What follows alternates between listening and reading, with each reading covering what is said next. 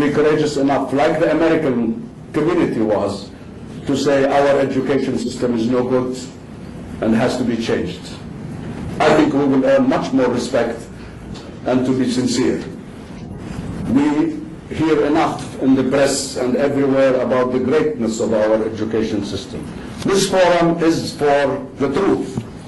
This forum is for reform. This forum is for sending the right message to the decision maker so that the decision maker can take the right action. And on this occasion, I want to welcome my colleagues in the Economic Development Forum, Policy Forum, for their contribution. We are submitting a paper on change of education very soon. We are submitting papers on energy and on different issues that are very critical to this country. And we have a leadership of experts in this forum that are developing these forums. I am only the convener or provider of venue, but they in their leadership are providing the substance.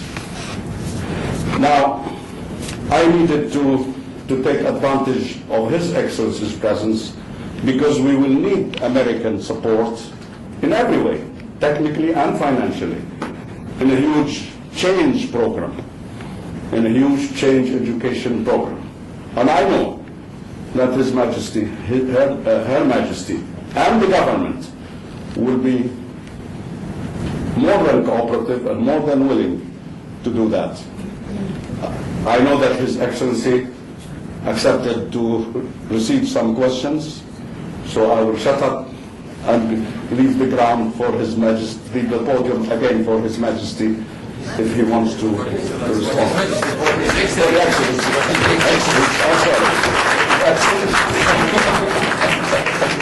I'm sorry. Okay.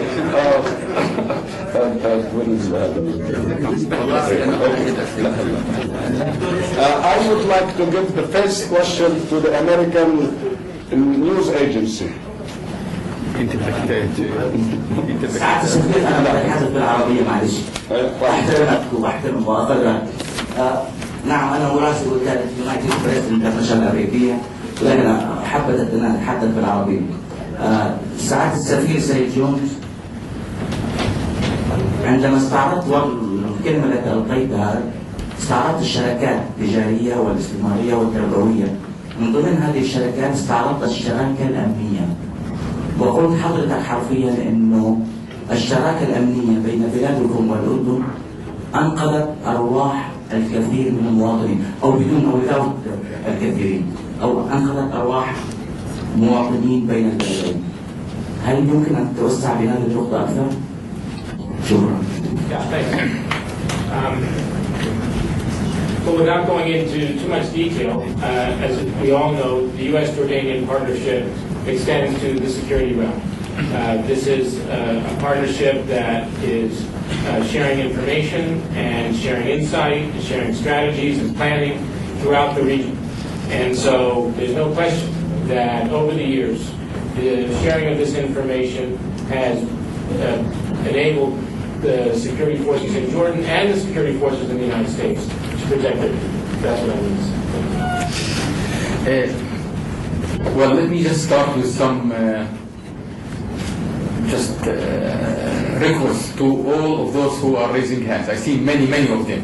If you just please be very specific to today's lecture. We are talking about education. I know you have hundreds of different topics to talk about, but I think His Excellency the Ambassador is interested to discuss what we are talking about, different programs. And again, questions to be as short as possible with not more of comments than a question. So let me start with, please, go ahead. Yes, please introduce yourself. My name is I'm a professor of theology at Jordan University. In fact, I had the honor to be with His Excellency when he opened the unit of obstetrics and of emergency at the Shul Hospital. I totally agree and witness with him how much life was saved through that unit and through other units of neonates and obstetrics in Jordan. As a matter of fact, I visited the whole 25 units which the USIAD has opened in Jordan. And I want to add more to what he said. I'm grateful as a teacher at the University of Jordan now because of the obstetrics and neonate unit, which at the present time there's 500 medical students having their educational program there. Thank you very much, sir. However, my question, I spent 30 years of my life at the field of education, particularly medical education. I read the paper of His Majesty King Abdullah in the World Policy Journal, where he is concentrating at improving the status of university graduates and putting the grounds for them to have middle class life where their millions going to the maintenance and so on.